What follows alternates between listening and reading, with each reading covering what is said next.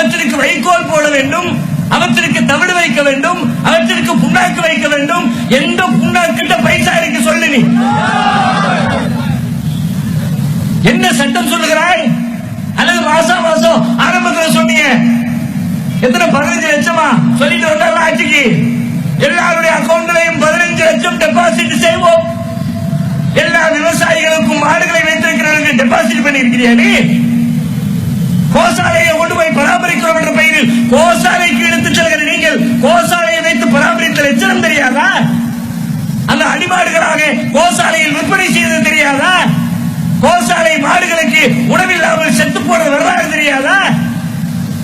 மாட வலியுறுத்தி இருக்கிற ஒரு விவசாயிகளுக்கு போய் உன்னுடைய மாடுகளை விற்காதே, விற்பனை செய்ய அனுமதிக்க மாட்டேன் என்று சொல்வது அயோக்கியத்தனம் இல்லையா? இந்த அயோக்கியத்தை கேட்பதற்கு யாரும் இல்லை என்ற திமிரிலே ஒரு தனி மெஜாரிட்டியோடு பாராளுமன்றத்தில் அமர்ந்திருக்கிறோம் என்ற அதிகார மோதையிலே மத்திய அரசு இந்த சட்ட திருத்தத்தை கொண்டு வந்திருக்கிறது. அதிகார திமிர் பிடித்த மோடி அரசை பார்த்து சொல்லுகிறோம், மக்களின் புரட்சி வெடிப்பதற்கு தயாராகிவிட்டது. புரிந்து கொள். தமிழிலே ஒரு பழமொழி சொல்லுவார்கள், கேடு வரும் பின்னே மதி கட்டுவிடும் முன்னே என்பார்கள். உன்னுடைய மதி கட்டுவிட்டது, உன் ஆட்சி அஸ்தமிக்க போகிறது. விவசாயிகளின் நன்மையா, விவசாயிகளுடைய நண்பர்களாம், எத்தனை கொடுமையான வாதம் என்பதை யோசித்து பாருங்கள். விவசாயிகள் மீது அக்கறை செலுத்துகிறவர்களாக இருந்தால் விவசாயிகளுடைய கடனை தள்ளுபடி செய். விவசாயம் செய்வதற்கு தண்ணீரை ஏற்பாடு செய்து கொடு. விவசாயிகளுக்கு வேலை வாய்ப்புகளை உண்டாக்கி கொடு. அதை விட்டுவிட்டு விவசாயியின் வயிற்றில் அடித்துவிட்டு விவசாயியின் நன்மைக்காக நாங்கள் சட்டம் கொண்டு வந்திருக்கிறோம் என்று சொல்வது நகைப்பு இல்லையா? அடுத்து சொல்கிறார்கள், இல்லை இது மாடுகளை காப்பதற்கு. சரி, இந்த சட்டத்தின் வழியாக மாடுகளை எப்படி காப்பாற்றுவாய்? எப்படி காக்க முடியும்? மாடுகளை காக்கின்ற வழி என்ன? இறைச்சிகளுக்கு போச்சுன்னா கொல்லப்பட்டுரும், கொல்லப்படாமல் தடுத்து விடுகிறோமே, அது மாடுகளை காப்பாற்றுகிற வழி அல்லவா? மாடுகளை காப்பாற்றுவதற்கு கொல்ல விடாமல் தடுப்பது வழி என்றால் நான் கேட்கிறேன், இந்த விவசாயி சந்தையில் கொண்டு போய் விற்கிற மாடு, அவன் வீட்டிலே வளர்க்கிற 2 மாடு, 3 மாடு, 5 மாடு, 6 மாடு, ஒவ்வொரு விவசாயி வீட்டில இருந்தும் 4-5 மாடை வெட்டப்படாமல் தடை செய்து விட்டால் மாடுகளை காப்பாற்றி விட்டதால் அர்த்தம் என்று சொன்னால், ஒவ்வொரு நாளும் ஆயிரக்கணக்கான மாடுகளை டன் டன்னாக அறுத்து வெளிநாடுகளுக்கு ஏற்றுமதி செய்து கொண்டிருக்கிறார்கள். அதை தடை செய்தால் ஒரு நாளைக்கு எத்தனை ஆயிரம் மாடுகளை காப்பாற்றலாம்? அதை கொண்டு வந்தியா? அதை கொண்டு அதை அறிவிப்பு செய். மாட்டுக்கறி ஏற்றுமதி இன்றோடு தடை செய்யப்படுகிறது.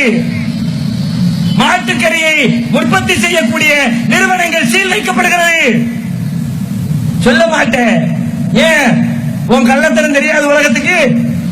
சென்ற தேர்தலில் மட்டுமே பாரதிய ஜனதா கட்சி 3 மாட்டுக்கறி ஏற்றுமதி நிறுவனங்களிடமிருந்து 2.5 கோடி ரூபாயை தன் கட்சிக்கான நன்கொடையாக வாங்கி இருக்கிறது.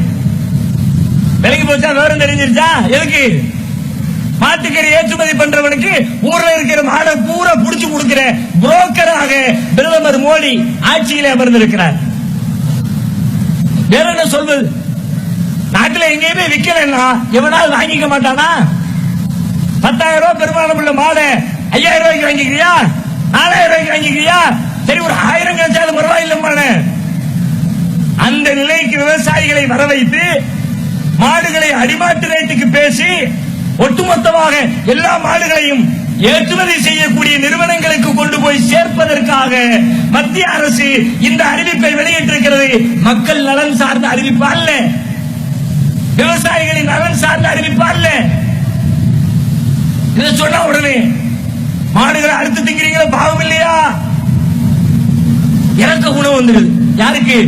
மனுஷனை கொத்து கொத்தா கொலை பண்ணினவனுக்கு, கருவிலே இருக்கிற சிசுவை கூட வெட்டி எடுத்து நெருப்பிலே போட்டு பொசுக்கியவர்களுக்கு, கூட்டு கூட்டாக சேர்ந்து கொண்டு பெண்களை கூட்டு பலாத்காரத்தில் ஈடுபடுத்தியவர்களுக்கு மாடுகளை கொல்றீங்களா, பாவம் இல்லையா? அது விலை இல்லையா? மாடு மாடுகள் துன்பப்படக்கூடாது இல்லையா? அதுக்காகத்தான் மத்திய அரசு கரிசனத்தோடு இந்த சட்டத்தை கொண்டு வந்திருக்கிறது. நான் கேட்கிறேன், இது மாட்டின் மீதான விதை என்று சொன்னால் மாட்டின் மீது அக்கறைப்படுகிறீர்களே, ஒட்டகத்தை ஆட்டின் மீது அக்கறைப்பட மாட்டீர்களா? மாடுகளும் ஒட்டகங்களும் கொல்லப்படுவது பாவம் என்றால், வதை என்றால், ஆட்டுக்குட்டியை அறுப்பதற்கு பெயர் என்ன? கோழிகளை அறுப்பதற்கு பெயர் என்ன?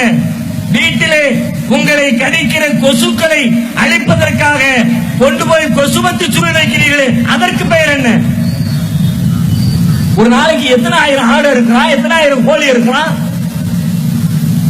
அதெல்லாம் உங்களுக்கு தெரியல. மாடு, காளை, எருது, ஒட்டகம், என்ன சொல்ல வருகிறீர்கள்? இது மாட்டின் மீது அக்கறையா? மாடு வதை செய்யப்படுகிறது என்ற வருத்தமா? சொல்ல போனால் மாடு வதைக்கப்படுவதை பார்த்து உங்களால் தாங்க முடியல, கொதிக்கிறீங்களே, அது நிஜமாக இருந்தால் ஒரு மாட்டிலே கறக்க சுரைக்கிற பால் எதற்கு சுரைக்கிறது? நீ நல்ல வக்கடையா பாலை சுட வச்சு குடிக்கிறதுக்கா? அந்த பாலை தயிராக்கி திங்கிறதுக்கா? அந்த தயிரை கடைஞ்சி நெய் எடுத்து நெய் ஊத்தி பருப்பு போட்டு பிணைஞ்சு பிணைஞ்சு திங்கிறதுக்கா? நாக்கில எச்சில் ஊடுற மாதிரி பால்கோவாவை லபக்கு லபக்கு முழுங்குறதுக்கா? அடே, உனக்காக பால் சுரக்குது. அந்த தாய் அந்த மாட்டினுடைய வயிற்றிலே சுமந்து பெற்றெடுத்த கன்று குட்டிக்காக பால் சுரக்கிறது. பச்சை புள்ள கையில வச்சிருக்கிற பால் டப்பாவை புடுங்கி குடிக்கிற அயோக்கிய பைய மாதிரி. அயோக்கிய என்ற வார்த்தை கூட பொருத்தம் கிடையாது, பிச்சைக்கார பைய மாதிரி. இதை சொன்னால் பிச்சைக்காரர்கள் கூட கோபப்பட்டு விடுவார்கள். எங்களை இழிவுபடுத்துவது எப்படி? கன்று குட்டிக்காக சுரக்கிற பாலை போய் தண்ணியை ஊத்தி எண்ணெயை போட்டு லாபகமாக கறந்து லிட்டர் கணக்கில் ஊத்தி வியாபாரம் பார்த்துக்கிட்டு மாடு வதை பற்றி பேசுகிறீர்களா? மாட்டை அறுப்பது பாவம் என்கிறீர்களா? சரி, நான் கேட்கிறேன், உன்னுடைய பார்வையிலே ஒரு உயிரை கொள்வது பாவம் என்று சொன்னால், ஒரு விவசாயியின் பார்வையிலே விதை விதைத்து அதை செடியாக்கி அதற்கு உரம் போட்டு அதற்கு தண்ணீர் வைத்து பல நாட்கள் பாதுகாத்து அறுவடை செய்து கத்தரிக்காயாக வெண்டைக்காயாக பல்வேறு பொருட்களை, உயிருள்ள ஜீவன்களை, அதுக்கும் ஜீவன் இருக்கு, அதுக்கும் உயிர் இருக்கு, எல்லாத்தையும் கொண்டு வந்து தர்றான, அது மட்டும் வீட்டுல கூட்டம் கூட்டமா உட்கார்ந்து கத்தரிக்காவை கொலை பண்றிய, மாட்டை கொலை பண்றோமா, ஒட்டகத்தை கொலை பண்றோமா, அப்ப வெண்டைக்காவை கொலை பண்றிய, புடவைக்காவை கொலை பண்றிய.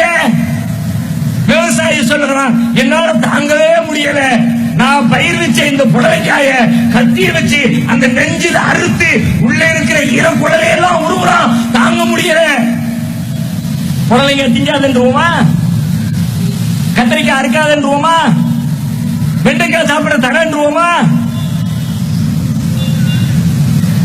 கீரை கட்ட நிக்காத, வெயில போடாத சொல்லிடுவோமா? எது பசுவதை, எது மிருகவதை? மிருகங்கள் படைக்கப்பட்டிருப்பது உனக்காக. மிருகத்தின் மீது கல்லெறியாது, மிருகத்தின் மீது தேவையற்ற சுமையை சுமத்தாது.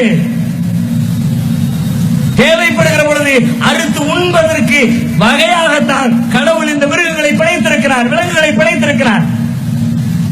மிருகவதை என்ற பெயரால் இந்த சட்டத்தை யாரு சொல்றான்னு கேட்டா சுற்றுச்சூழல் அமைச்சகம். நான் கேட்கிறேன், சுற்றுச்சூழல் அமைச்சகத்துக்கும் மாட்டுக்கு என்ன சம்பந்தம்?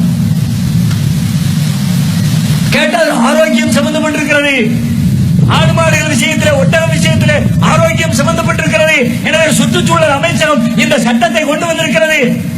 ஆரோக்கியம் சம்பந்தப்பட்ட பிரச்சனை என்று சொன்னால், நாட்டிலே பல்லாயிரக்கணக்கான மக்கள் மனித மலத்தை மனித கரங்களால் அள்ளிக் கொண்டிருக்கிறார்களே, அதிலே சுற்றுச்சூழல் சுகாதாரம் சம்பந்தப்பட்டிருக்கிறதா? தமிழக அரசு மட்டுமில்லாமல் நாட்டிலே பல்வேறு இடங்களில் மதுபானத்தை ஊத்தி ஊத்தி கொடுக்கிறானே, ஆரோக்கியத்தை பத்தி அதுல சம்பந்தப்படலையா? பண்டிகை என்ற பெயரால் பட்டாசுகளை வெடிக்க செய்து பல்லாயிரக்கணக்கான மக்கள் கொல்லப்படுகிறார்கள், அதிலே ஆரோக்கியம் சம்பந்தப்படலையா?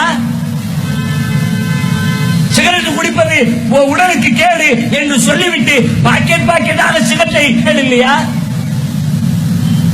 ஆரோக்கியத்திற்கு கேடு என்று சொல்லி சுற்றுச்சூழல் அமைச்சர் வெளியிட்டிருக்கிறீர்களே, உங்களுக்கு ஆரோக்கியம் நோக்கவில்லை, மாடுகள் நோக்கவில்லை, விவசாயிகள் நோக்கவில்லை. நாட்டில் கலவரத்தை உண்டாக்க வேண்டும், நாட்டை சின்னாபின்னப்படுத்த வேண்டும். நாட்டிலே இருக்கிற பாஜகவினர் இந்த நாட்டின் வளங்களை கொள்ளையடிக்க வேண்டும். அதற்காகத்தான் இந்த சட்ட திருத்தத்தை நீங்கள் கொண்டு வந்திருக்கிறீர்கள். நாட்டு மக்களுக்கு ஒன்று சொல்லுகிறேன், இந்த அராஜக பேர்வழிகள், அயோக்கியர்கள், பயங்கரவாதிகள், நாட்டு மக்களை கொத்து கொத்தாக கொன்று போடக்கூடிய இந்த தீவிரவாதிகள் எங்கெல்லாம் மெஜாரிட்டியோ, எங்கெல்லாம் அதிகாரம் இருக்குதோ அங்கெல்லாம் ஆட்டம் போடுவான். எங்கே மக்கள் எதிர்த்து நின்று அவர்களின் கரங்களை உடைப்பதற்கு முஸ்தியை உயர்த்துகிறார்களோ அங்கே ஓடி போவான், களத்துக்கு வருவான். திருச்சியிலே வந்திருக்கிறார்கள். திருச்சியிலே முதல் நாள் பத்திரிகையில செய்தி வந்திருக்கு, மறுநாள் காலையில எல்லாம் உள்ள வந்து மாட்டா இருக்காத, இங்க கட்டாத, சீதைக்க போறோம். அந்த பகுதியில் இருக்கிற மக்கள் அத்தனை பேரும் கூடி நின்று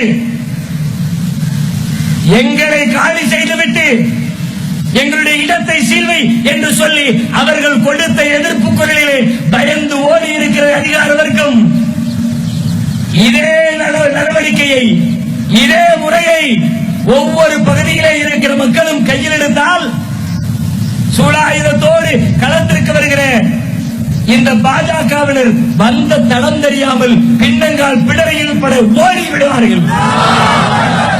பயப்பட வேண்டிய அவசியமே இல்லை. அப்படி எங்கேயும் யாரேனும் வந்து மிரட்டினால், உங்களுக்கு அச்சமாக இருந்தால், உங்களுக்கு உதவுவதற்கு இதோ தமிழ்நாடு தௌஹீத் ஜமாத் களத்தில் சீதாராமையாவுடைய தலைக்கு விலை வைத்திருக்கிறார் பாஜக தலைவன் ஒருவன். நான் மாட்டுக்கறி திம்பண்டா, எவனாலையும் தடுக்க முடியாதுடா அப்படின்னு சொன்னதற்காக கர்நாடகா முதலமைச்சர் சித்தாராமையாவுக்கு அவருடைய தலையை வெட்டி கால்பந்தாட்டமாக பயன்படுத்துவோம் என்று கொக்கரித்திருக்கிறார். நான் சொல்றேன், நீ இந்த தலையை வெட்டுவோம், கழுத்தை வெட்டுவோம், உயிருக்கு 1 கோடி, கண்ணத்தில் அடிச்சா 1 லட்சம், இதெல்லாம் யாரை பார்த்து சொல்வீர்கள்? யாரை அடிக்க முடியாதோ, யார் தலையில் கை வைக்க முடியாதோ, யார் பாதுகாப்பு வளையத்திற்குள் இருக்கிறார்களோ அவர்களை தான் குறிவைத்து பெயருக்காக, பெருமைக்காக பேசுவீர்கள். எங்களுக்கு பாதுகாப்பு வளையம் இல்லை, முன்னாலும் பின்னாலும் துப்பாக்கி ஏந்திய காவலர்கள் இல்லை, அதிகார வர்க்கம் இல்லை. சவால் அந்த சவாலை என் தலைக்கு உன்னை நான் களத்தில் சந்திக்கணும் ஆசைப்படுறா, மேடையில் சந்திக்கிற வெற்றி பேச்சாக இல்லாமல் நேருக்கு நேராக நெஞ்சு நிமிர்த்தி களத்திலே உன்னை சந்திக்கணும். உன்னுடைய அதிகார பலத்தால் என்னை நீ கொன்று போட்டாலும் உன்னுடைய கூட்டத்திலே 10 பேரை காலி செய்யணும். வெண்டைக்காவும் புடலைக்காவும் திங்கிற உனக்கே அவ்வளவு தில் இருந்துச்சுன்னா மாட்டுக்கறி திங்கிற எங்கள் நெஞ்சின் உரத்தை, தோளின் தினத்தை தொட்டு பார்த்து தெரிந்து கொள். யாரும் கலங்க வேண்டிய அவசியம் இல்லை. கேரளாவில் அறிவித்திருக்கிறார் முதலமைச்சர் துணிச்சலோடு, மிக துணிச்சலான ஆண்மகன், இங்கு செல்லுபடி ஆகாது. கேரளாவிலே சொல்லி இருக்கிறார், உன் சட்டம் இங்கு செல்லுபடி ஆகாது. அந்த சட்டத்திற்கு எதிராக சட்டமன்றத்திலே மாற்று சட்ட திருத்தம் கொண்டு வரப் போகிறோம் என்று துணிச்சலோடு அறிவித்திருக்கிறார். தமிழகத்தை பார்த்தால் கேவலமா இருக்கு. நாடா இது? ஒரு மாநிலமா? ஒரு அரசு இருக்கிறா? நிர்வாகம் இருக்கிறா? மத்திய அரசுடைய கால்களை நக்கி பிழைக்காத குறையாக எந்த பதிலையும் காணும். அசாத்திய மௌனம் ஏற்க தகுந்ததில்லை. தமிழக அரசுக்கு சொல்லுகிறோம், மக்கள் குறைக்கு வெடிப்பதற்குள்ளாக இப்போதைய கோபம் மத்திய அரசை நோக்கி இருக்கிறது. நாளை மாநில அரசை நோக்கி திரும்ப கூடாது என்றால் உடனடியாக பதிவு செய்ய வேண்டும் என்று கேட்டு